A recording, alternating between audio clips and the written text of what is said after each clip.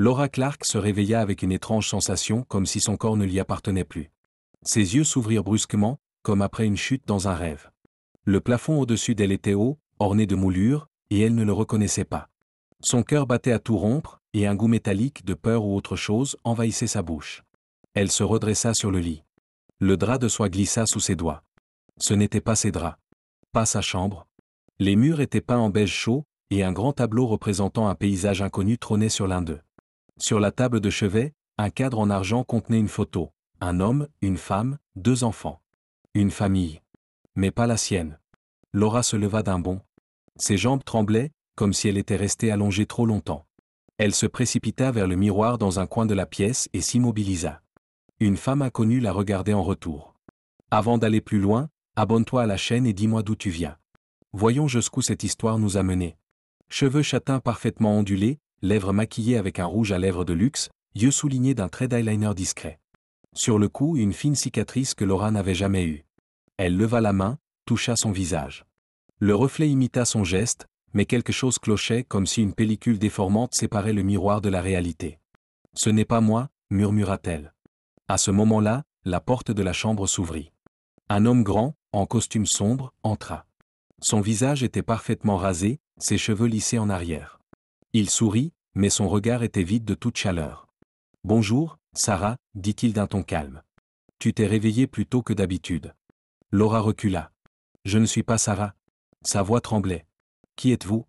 Où suis-je » L'homme fronça les sourcils. Il avança d'un pas, et Laura recula instinctivement jusqu'au mur. « Sarah », sa voix se fit plus ferme, « il suffit avec ces jeux. Tu sais ce que le docteur a dit à propos de tes délires. » Il tendit la main comme pour lui toucher l'épaule, mais Laura s'écarta brusquement. « Ne me touchez pas. » Son regard se fixa sur la porte derrière lui. Si seulement elle pouvait s'échapper. Mais l'homme sembla lire dans ses pensées. Ses doigts attrapèrent brutalement son poignet, serrant si fort qu'un craquement osseux se fit entendre. « Ne m'oblige pas à les appeler, gronda-t-il. Tu ne veux pas retourner dans cette pièce, pas vrai ?» Laura ne savait pas de quelle pièce il parlait, mais le ton suffisait à lui glacer le sang. Une ombre passa dans le couloir, quelqu'un d'autre était là. La lumière de la chambre clignota. Une fraction de seconde, la pièce se transforma, le papier peint noirci, des mots apparurent sur les murs et de moi, et dans le miroir, ce n'était plus l'inconnu, mais son vrai visage pâle, terrifié, réel. Puis tout redevint normal. L'homme tenait toujours son poignet. « Viens », dit-il doucement, mais avec une fermeté d'acier. Le petit déjeuner est servi. Et Laura comprit qu'elle n'avait pas le choix. Pour l'instant. Laura le suivit dans un long couloir, ses pieds nus s'enfonçant dans un tapis moelleux. Chaque pas faisait vibrer ses tempes d'une douleur sourde et était-ce la peur, ou bien ce moment étrange où la réalité avait vacillé. Les murs étaient couverts de photos. Sur l'une, elle et cet homme devant une église, elle en robe blanche. Un mariage. Sur une autre, les mêmes, avec 2 enfants sur une plage. Une famille parfaite. Laura serra les dents. Sa mémoire était vide comme une feuille blanchie. « Assieds-toi », dit l'homme en désignant la grande table de la salle à manger. Sur un plateau d'argent, un toast fumant et une omelette l'attendaient. « Tu dois manger. » Laura s'assit machinalement. Ses mains tremblaient lorsqu'elle saisit la fourchette. « Comment, tu t'appelles » demanda-t-elle en le regardant à travers ses cils. Il haussa lentement un sourcil. « Charmant », dit-il avec un sourire glacial. « Tu veux recommencer le jeu ? Très bien. Je suis ton mari, Daniel. Nous sommes mariés depuis 7 ans. » Il tendit la main et effleura ses doigts. Laura eut un haut-le-cœur. « Et les enfants » murmura-t-elle. « À l'école » répondit-il sèchement. « Ils n'ont pas besoin de voir leur mère dans cet état. » Soudain, un bruit métallique retentit dans le couloir comme si quelque chose était tombé. Daniel se leva d'un bond. « Reste ici » ordonna-t-il en quittant la pièce. Laura ne perdit pas une seconde. Elle courut jusqu'à la fenêtre hermétiquement fermée. Puis vers le buffet. Le tiroir du haut grinça, et parmi les couverts en argent, elle aperçut une petite clé. Une porte claqua quelque part dans la maison. Elle enfouit la clé dans la poche de sa robe de chambre et se retourna, c'est alors qu'elle vit un coin de journal dépassé de sous une desserte. Un vieux journal jauni. Le titre criait « Disparu, Laura Clark, 28 ans ». La date, il y a exactement 7 ans. Et sous le texte, sa photo. La vraie. Un bourdonnement monta dans ses oreilles. C'était bien elle, cheveux châtains courts, grain de beauté au-dessus du sourcil, ce même pull bleu qu'elle. « Que as-tu trouvé » Laura sursauta. Daniel était de retour, les yeux plissés. « Rien » dit-elle en pressant le journal contre sa poitrine. Il fit un pas vers elle. Tu avais promis de ne pas fouiller dans le passé, Sarah. Sa main s'avança. C'est alors qu'un grand fracas retentit à l'étage comme si un meuble lourd était tombé. Daniel leva brusquement la tête. Ne bouge pas, grogna-t-il en courant vers l'escalier. Laura ne pensa pas. Elle attrapa le journal, le glissa sous sa robe de chambre et s'élança dans la direction opposée, là où elle pensait trouver une sortie. Mais le couloir se termina brusquement par une porte. Celle-là même, avec une serrure électronique. Et la clé dans sa poche sembla tout à coup brûlante. Laura s'arrêta devant la porte à serrure électronique. Ses doigts allèrent d'eux-mêmes chercher la clé, petite, froide, comme si elle avait été créée pour ce moment. Au-dessus, les pas de Daniel résonnaient, ainsi que sa voix appelant quelqu'un. Elle n'avait qu'une minute, pas plus. La clé s'enfonça dans la serrure avec un déclic discret. La porte s'ouvrit avec un grincement à peine audible, libérant une bouffée d'air vicié mêlée à une odeur chimique comme dans les laboratoires hospitaliers. La pièce était un bureau. Mais quelque chose n'allait pas. Les murs étaient couverts de photos. Des photos d'elle. Sur certaines, la vraie Laura, à une fête universitaire, dans un café avec des amis, en train de courir dans un parc. Des clichés pris à son insu, semblait-il. Sur d'autres, c'était cette Sarah. Mais quelque chose clochait. Laura s'approcha. C'étaient les mêmes lieux. Les mêmes angles. Sauf que sur les photos de Sarah, elle paraissait 10 ans plus âgée, mieux habillée, coiffée différemment. Comme si quelqu'un avait modélisé son avenir. Ou remplacé son passé. Dans un coin, un vieux moniteur clignotait avec un bouton « Play ». Laura appuya dessus d'un doigt tremblant. Une vidéo démarra. Caméra. Chambre d'hôpital. Elle est allongée sur un lit, des capteurs sur la tête. Daniel, en blouse blanche, penché sur elle. Projet reflet phase 3. L'implantation des souvenirs est un succès. Le sujet Laura est maintenant convaincue qu'elle est Sarah M. Suppression de la personnalité initiale, 87%. Laura sentit le sol se dérober sous ses pieds. Soudain, un déclic derrière elle. La porte se refermait lentement. Et sur l'écran, une nouvelle image apparut, actuelle. Elle-même, endormie dans cette chambre.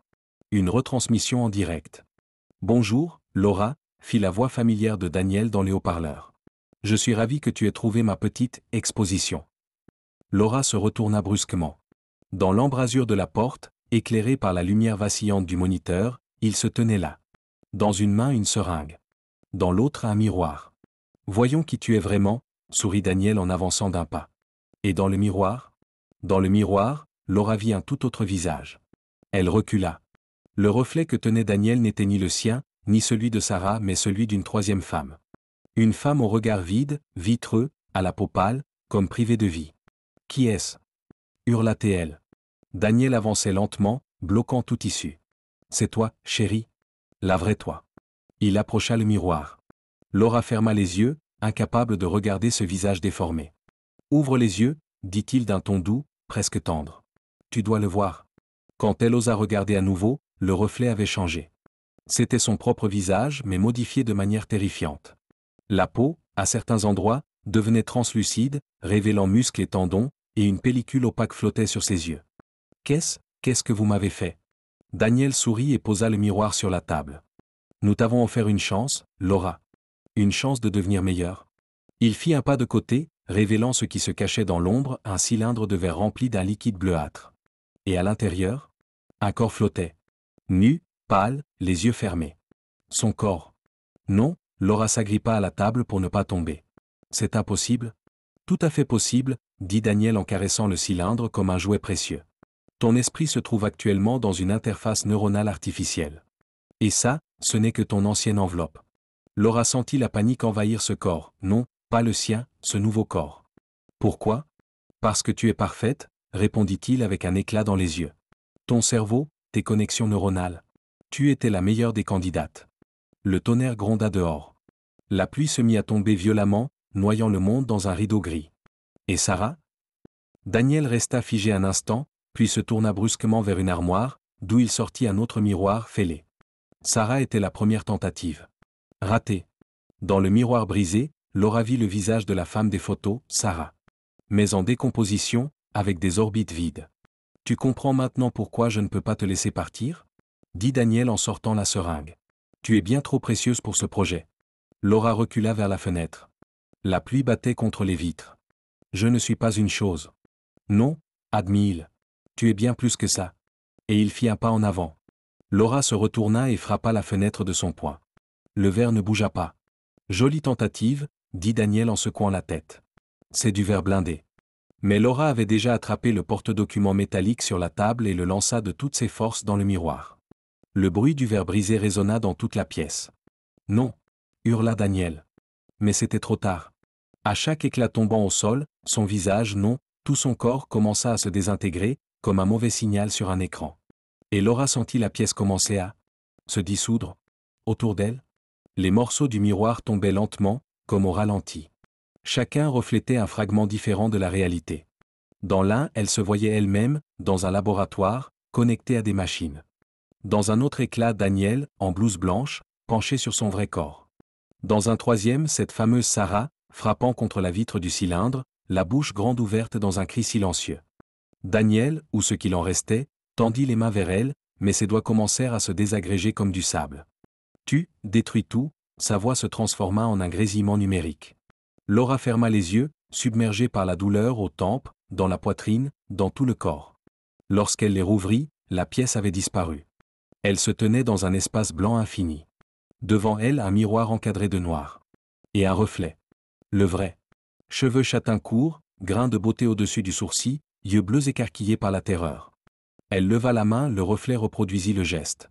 Laura. La voix ne venait pas de devant, mais de l'intérieur. Tu dois te réveiller. Derrière le miroir, une ombre apparut. Une main humaine frappa la vitre de l'intérieur. Toc. Une fissure.